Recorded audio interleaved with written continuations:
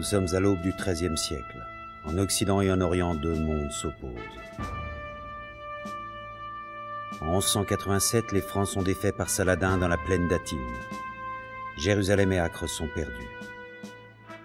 La troisième croisade, emmenée par Philippe Auguste et Richard Cœur de Lion, permet la reconquête de Saint-Jean d'Acre. Le comte de Champagne, Henri II, est élu roi de Jérusalem par les barons de Terre Sainte.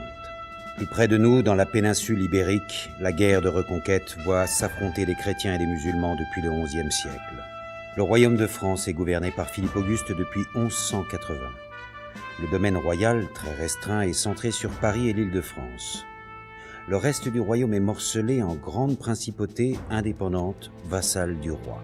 Le comté de Champagne est l'une des plus puissantes de ces principautés, grâce aux foires permanentes de Troyes, Provins, Lagny et Bar-sur-Aube. Sa monnaie, le denier provinois, est la plus forte de l'Occident médiéval. L'ordre du Temple a été fondé en 1120 à Jérusalem par Hugues de Pint.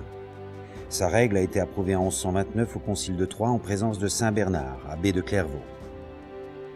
Aussitôt, évêques et seigneurs de Champagne procèdent à d'importantes donations aux Templiers, à l'origine des 12 commanderies existant dans le comté en 1194. La commanderie de Pint est fondée vers 1127 au nord-est de Troyes sur un site de 2,5 hectares, à proximité de la voie romaine reliant Troyes à Paris. Elle est à la tête d'un vaste domaine agricole et possède de grandes richesses, grâce notamment à la perception des dîmes de multiples possessions. Cette commanderie est une ferme fortifiée dont l'organisation est comparable aux granges cisterciennes. Elle est clôturée par un large mur d'enceinte percé d'une porte. Le site est organisé en deux parties distinctes.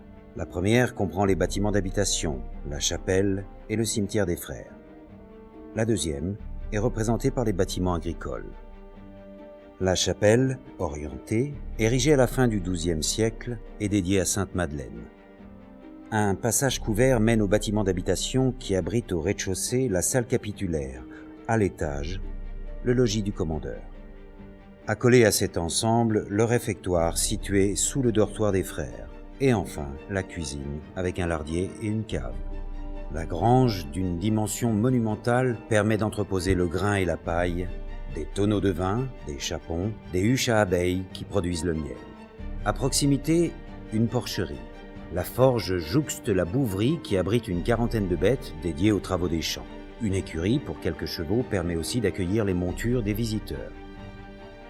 L'exploitation de la vigne pour la fabrication et le commerce du vin aux foires de Troyes et de Provins laisse supposer l'existence d'une cuverie. Une bergerie abrite plusieurs centaines de bêtes pour la consommation, la fabrication de fromage, mais surtout pour l'exploitation de la laine. Un jardin fournit des légumes pour la consommation et la vente, mais aussi des plantes aromatiques et médicinales. Une centaine de paysans travaillent pour la commanderie, dont une quarantaine à l'année. Les autres, se répartissant entre journaliers et artisans, interviennent ponctuellement dans l'enceinte de l'exploitation. L'ordre du Temple est composé de chapelains, de frères blancs et des frères noirs. Les frères blancs sont des chevaliers et combattent en Orient. Les frères noirs sont chargés de la gestion du temporel de l'ordre, constitué au fur et à mesure des donations princières et seigneuriales et réunis au sein des commanderies. Il leur revient de faire fructifier ces biens afin de financer la guerre en Terre Sainte. Juin 1194. Frère Arnaud de Savière rentre de Terre Sainte après avoir participé au siège de Saint-Jean d'Acre en compagnie de Philippe Auguste, de Richard Cœur de Lion et du comte de Champagne Henri II. Âgé et fatigué, il vient prendre le commandement de la commanderie de Pint. L'arrivée d'un frère blanc dans la commanderie n'est pas chose commune, et Arnaud de Savière est aussitôt accueilli par les frères noirs qui administrent l'important domaine constitué depuis la fondation de la commanderie à la fin des années 1120. C'est la saison des fauches. Les paysans travaillent aux champs pour le compte des Templiers. Traversant la salle capitulaire où se réunit la communauté, Arnaud fait la connaissance d'un jeune novice venu apprendre à Pint le métier des armes. En cette fin du XIIe siècle, les chapelles templières, d'une grande simplicité, sont recouvertes de fresques. C'est là que les frères viennent, selon les articles de la règle de l'ordre, réciter les 7 offices du jour et l'office de la nuit. Arnaud de Savière songe à ses compagnons qu'il a quittés et qui continuent le combat en Orient.